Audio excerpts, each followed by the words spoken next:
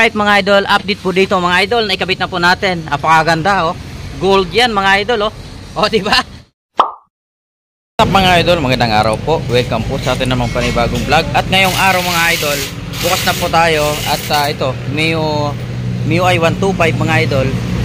Ang issue nito ay nabalik po yung kanyang tornilyuhan. Nasaan yung head pare? Saan yung head nun?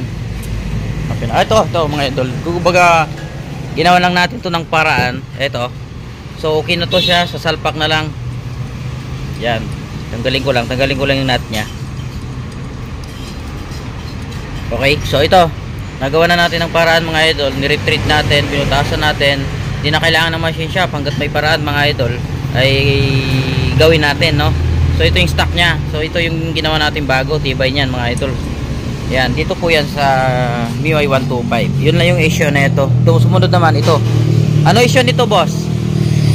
Yan, dito pero pwede pa daw eh. Hindi na daw. Pwede pa. Eto mga idol, putol din po yung makikita nyo. Kabila lang po meron, sa kabila putol din. So itong tornilyuhan po rito, naputol din po yung tornilyo niya. So isa rin papalitan yan.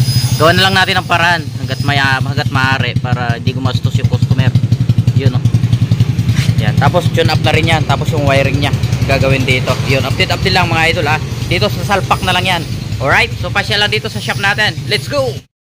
Alright mga idol, update po dito sa MIUI 125. Ayun o, nasalpak na po. Ito na lang, yung cover na lang po ng kanya magneto.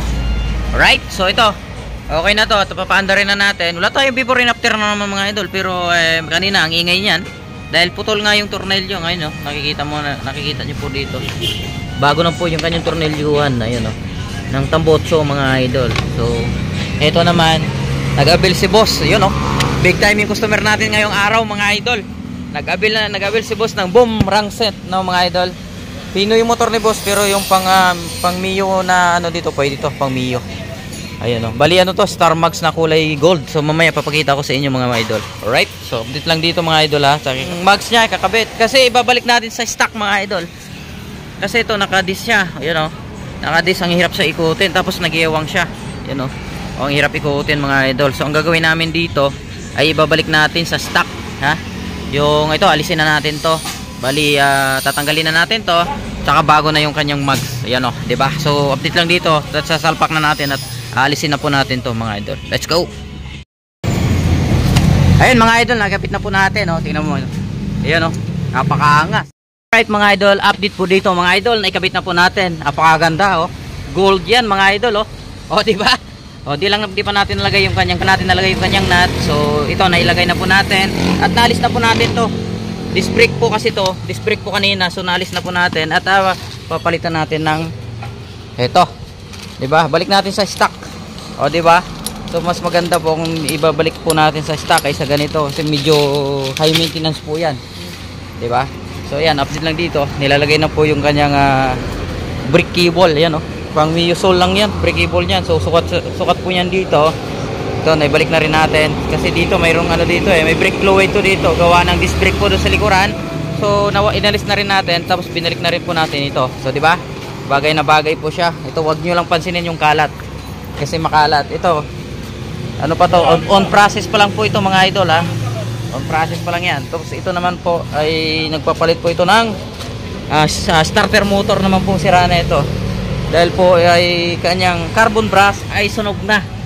Yan. So tinanong natin yung customer kung papalitan ba natin ng carbon brush. Ang sabi niya ay papalitan na lang daw ng bagong starter motor. So bibili tayo ng starter motor nito.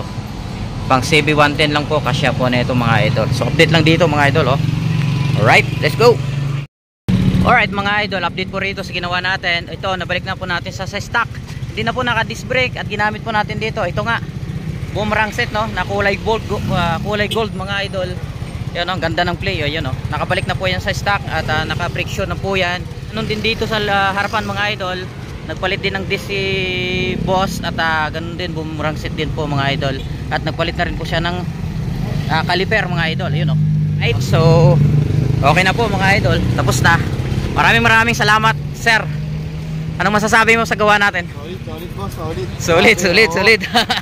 O, di ba? Sulit yung maghapon, sulit. Oo, inabot din tayo ng alas 6 mga idol, pero sulit yung gawa natin, oh. Ayun, oh. Ayan, sa mga gusto magpagawa mga idol, kung gusto umorder nitong mga boomerang set, marami po tayong available. Message nyo lang po ako o kaya rekta po kayo dito sa shop.